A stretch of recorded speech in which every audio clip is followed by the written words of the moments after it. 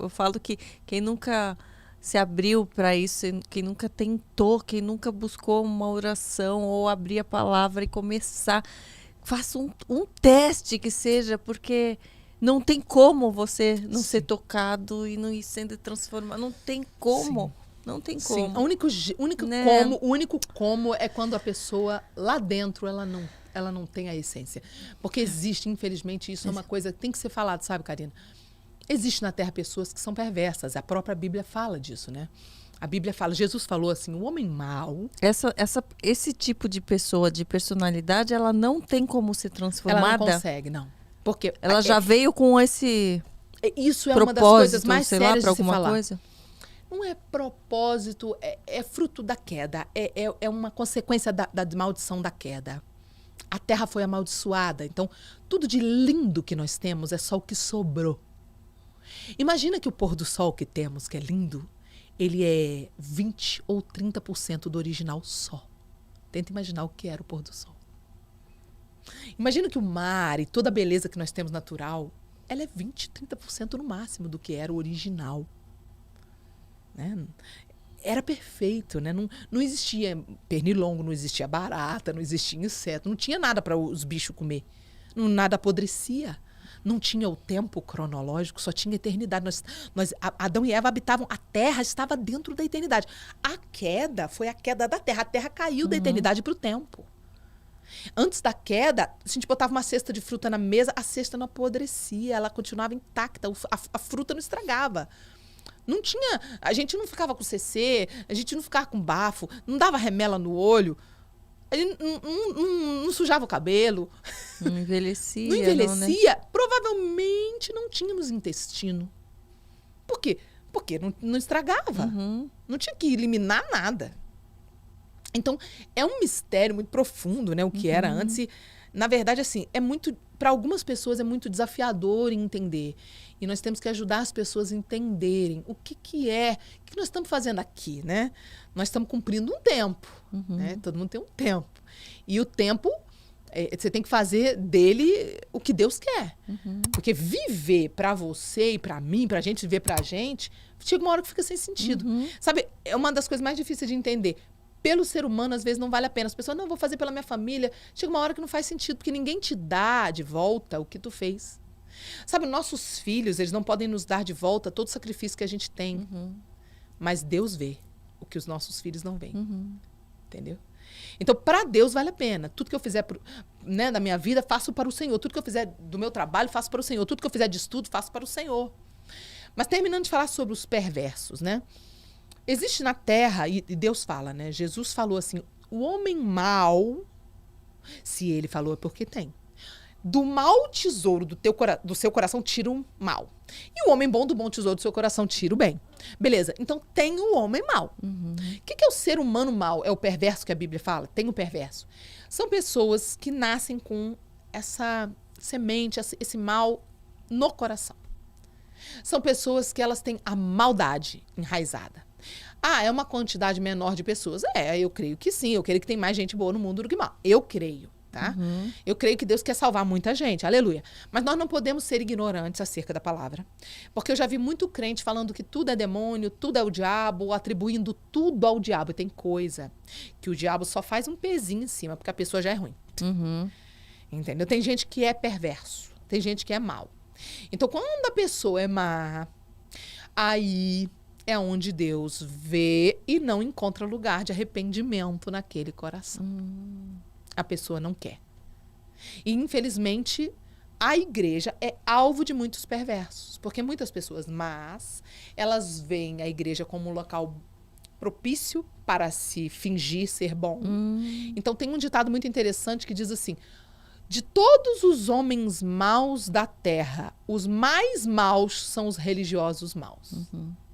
Porque eles se aproveitam da boa fé, se aproveitam de um coração sedento por Deus para fazer maldade.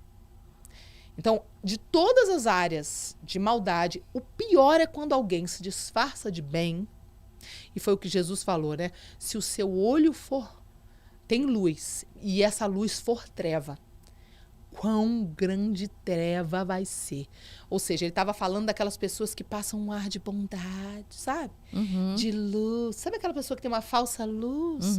Aí Jesus falou, se o seu olho for bom, se o seu olho for mau, mas se a luz que há no teu olho, se a luz que há em ti for treva, olha quão grandes trevas são essas aí. Porque parece do bem, mas é treva mais mata braba mesmo. E aí o que a palavra diz? Que até o próprio diabo se transformará em anjo de luz para enganar, se possível, até os eleitos.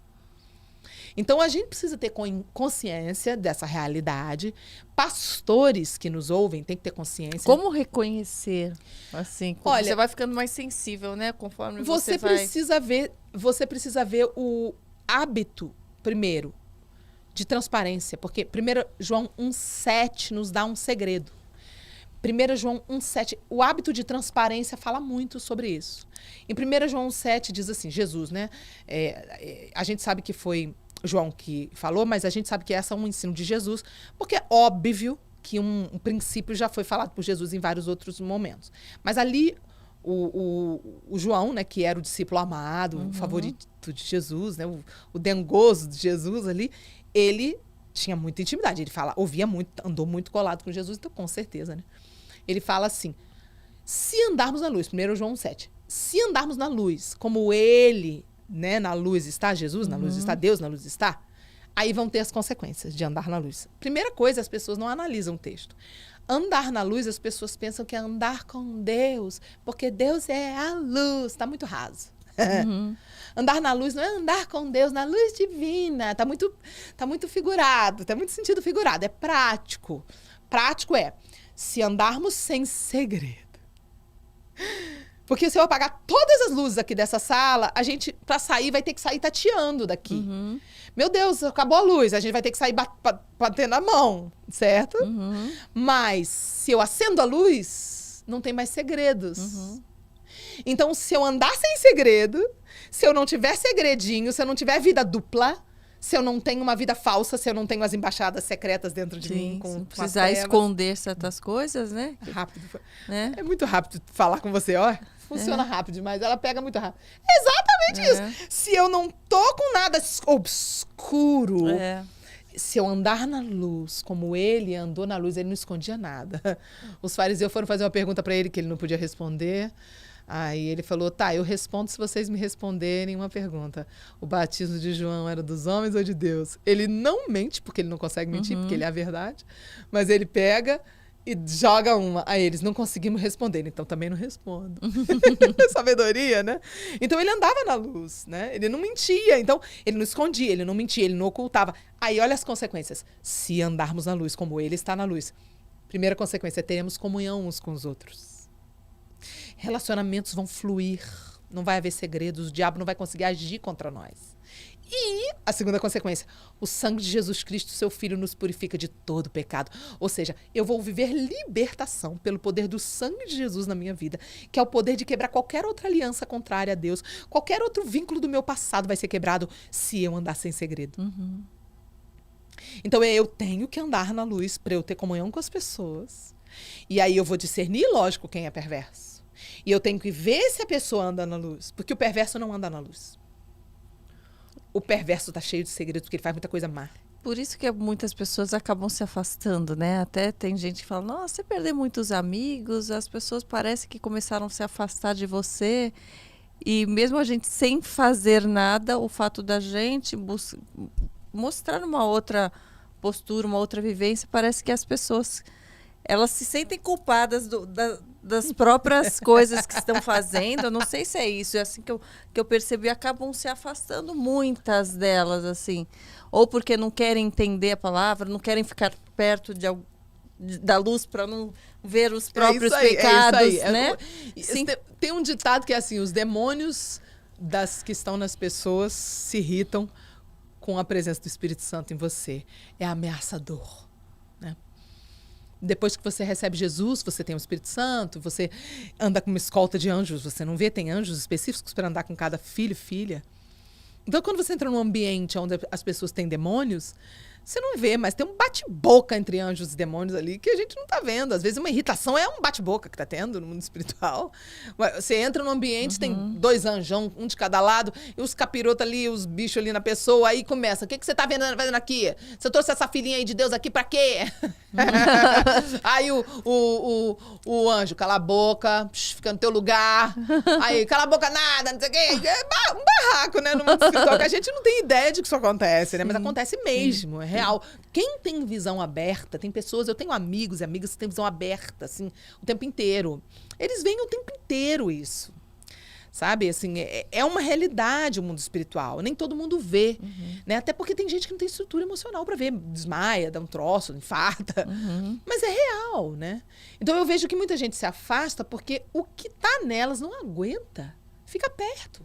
É ameaçador o que tá na gente.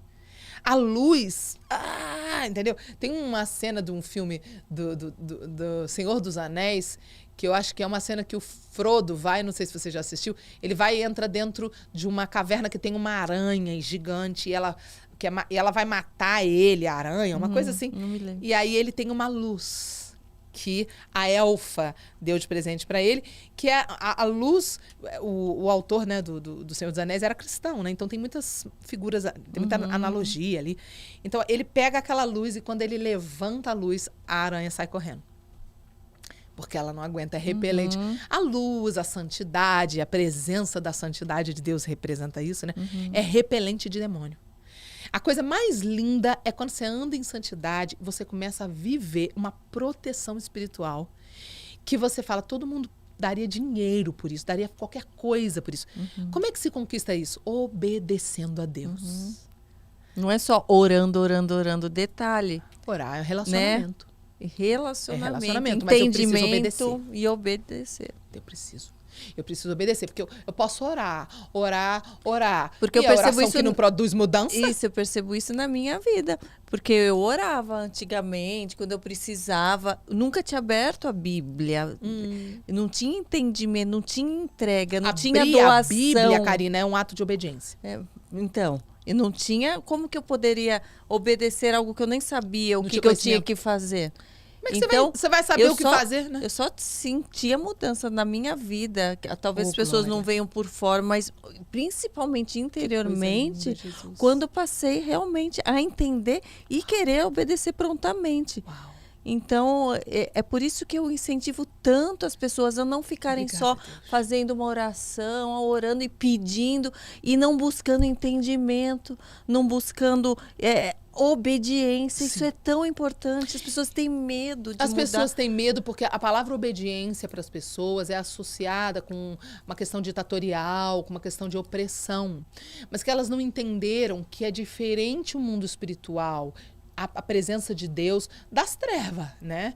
Então, Deus, ele é um rei bondoso.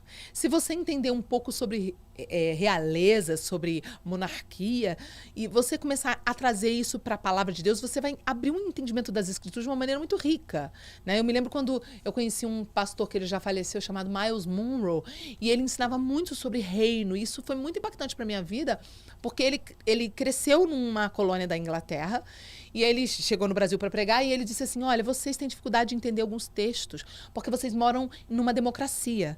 Então, como eu nasci numa monarquia, ele falava, é muito fácil para mim. Eu consigo entender coisas que vocês não entendem. Aí eu fui para visitar a Inglaterra com a minha filha, a gente ficou 3 meses lá. A gente ficou, na verdade, na Inglaterra, a gente ficou a gente ficou mais ou menos 4, 5 semanas na Inglaterra, 3 meses na Europa. Mas aí eu fui fazer missões, cheguei na Inglaterra.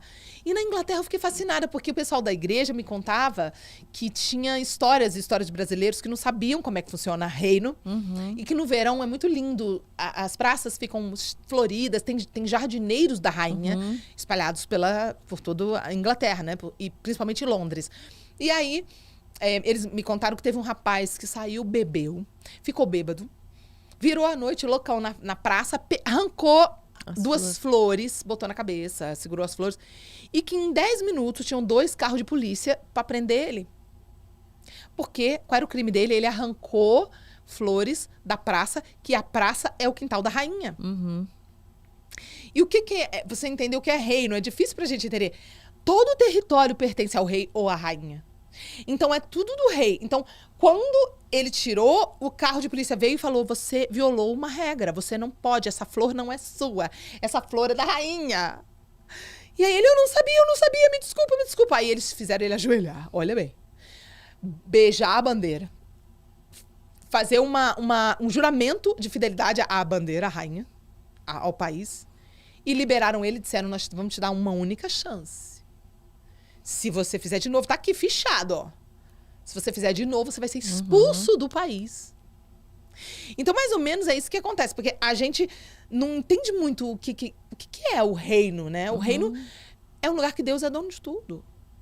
Então, eu entrei para o reino de Deus, agora é chegado o reino de Deus. Eu tenho que sair da democracia espiritual. Eu tenho que parar de ser dono das coisas. E Jesus agora é dono de tudo. Onde que ele começa? Em mim. Ele começa a ser dono do meu corpo, ele começa a ser dono das minhas vontades, ele começa a ser dono da minha vida. A palavra Senhor significa dono.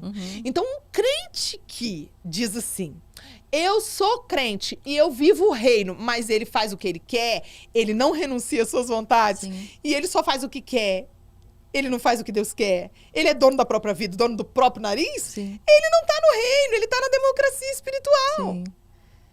Porque quando você tá no reino, Deus manda, você obedece. Deus fala assim, pega agora esse carro que você tá andando. Eu tava contando isso outro dia, o pessoal tava rindo. Eu falei, a gente compra o carro dos nossos sonhos, aí a gente tá andando no carro. Aí Deus prova o nosso coração de repente. Pega agora esse carro, você desce, você pega essa chave e entrega para aquela pessoa ali que eu quero dar esse carro para aquela pessoa. Se você não é uma pessoa que entende que o carro é de Jesus, que você tá andando no carro de Jesus, você fala, tá repreendido, tá amarrado. Mas se você é uma pessoa que entendeu, eu ando no carro de Jesus. Eu boto a roupa de Jesus, né? Eu uso... Tudo meu é de Jesus, né? Se Jesus me pedir, eu dou. Porque não é meu. Então, isso é reino, né? Reino, a gente não pode ser dono das coisas. E o povo tem resistência para obedecer. Tem. Não tá no reino, meu bem, tá muito longe do reino, ó. Ah, vou fazer o que eu quiser, sou dona do meu nariz, sou dona do meu... tá longe do reino. E quanto mais a gente obedece, mais... paz a gente sente. Mais reino. Mais. Então, para quem tem medo, né, de obedecer, mas assim tá bom, se eu obedecer vai ficar... Medo de perder a felicidade. Fica ruim, né? Quanto mais a gente obedece, mais feliz a gente sente, mais em paz, mais tranquilo. É tão boa essa obediência, se as pessoas soubessem. O que você tá falando é nítido para mim como uma água cristalina no teu coração. Porque você entendeu o relacionamento com Deus. Então você vive isso. Mas sabe o que acontece, Karina? Tem gente que quer driblar o relacionamento e quer ir só para recompensa. Você entende? Enquanto você tá falando, eu tô vendo como cristalino no seu coração. Mas tem gente que fala assim, eu tô assistindo ela, eu quero isso aí também. Mas não quer relacionamento. Não quer da boca pra fora, quer os prazeres, mas não quer o sacrifício, entendeu? Não quer gastar tempo levantando 5 da manhã pra falar com Jesus. Não quer se dedicar, renunciar, né? A gente tava conversando antes de começar, né? E você me contou um pouco da sua história e das decisões que você tomou por Jesus, né? Das renúncias que você fez, que talvez uma outra mulher no seu lugar, muitas, né, no seu lugar, teriam dito, e tem dito, né, por aí, falando, não, eu não vou ficar sem, eu não vou perder isso aqui, não vou. E você não relutou. Porque você entendeu, é o meu relacionamento com Jesus. É o meu relacionamento com Jesus, eu não vou negociar e acabou.